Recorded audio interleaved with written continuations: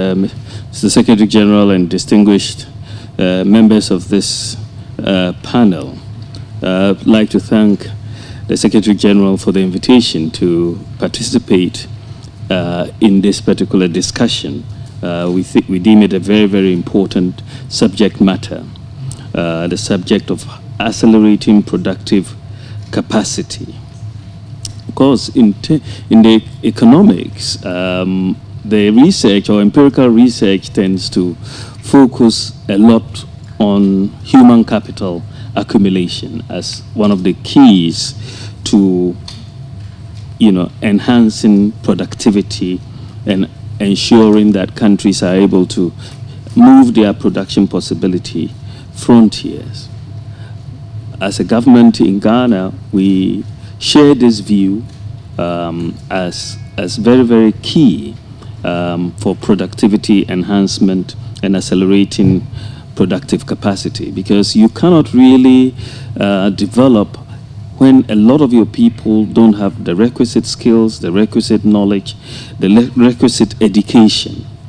And this is why, looking long term, our government yesterday launched for the first time a free senior high school education program, which will provide free secondary school education for all Ghanaians. And we believe that this will help with the requisite curriculum to produce a generation which is involved, which is included, which are problem solvers into the production possibilities frontier for Ghana to help us improve productive capacity.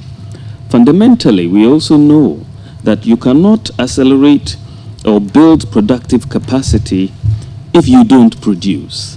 And so we want to make sure that we are in a position to produce. And where do we want to produce? For Ghana, for example, as in many developing economies, the comparative advantage lies in agriculture. So if you're going to build productive capacity, you've got to look at how you do it in the sectors that which are really key to your development. And for us, we believe that that sector is agriculture, and this is why we are launching in November what we call a Marshall Plan for agric in Ghana, which will involve a lot of application of science, the provision of the requisite infrastructure in terms of irrigation and so on, to be able to enhance agricultural productivity.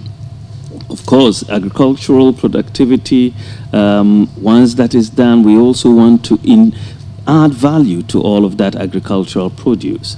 And this is why we are also embarking on an industrialization program across the country. We have 216 districts in the country, and we are encouraging the private sector with our mantra, one district, one factory, that we want to see factories set up across the country so that you can see value addition to our raw materials, so that we don't remain raw material producing economies. By doing that, you essentially become more inclusive and you enhance productive capacity across the country, not just in particular urban segments or a few cities.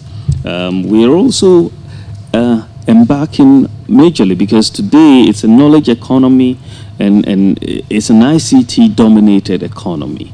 And for developing countries, you cannot really see this enhancement of productivity if you ignore the ICT or the technological innovations that are taking place across the world. So we are also embarking on a major program of digitalization of the economy.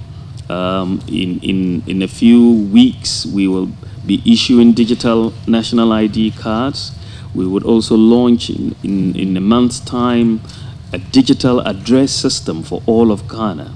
And that will help us, no doubt, as well as in November, an interoperable payment system in Ghana. All of these are elements of formalization of our economies, which tend to be very, very informal.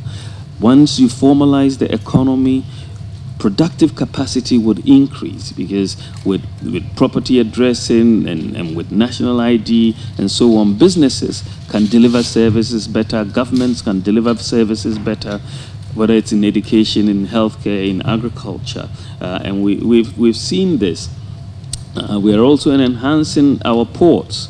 Very recently, we have embarked on a paperless system for our ports. And what is so remarkable, we embarked on this in September 1st this year, and within a few weeks of this happening, we've seen that revenues at the ports have increased by 56%, just by plucking these leakages and so on.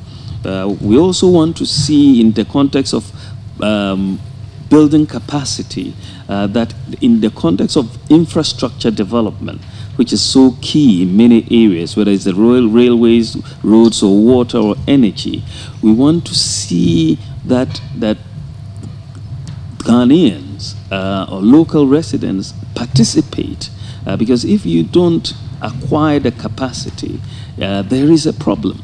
And so we want to see that if you're going to build a railway, we look at what does it take and make sure that as much as possible we are part of that process of construction of infrastructure so that we gain capacity.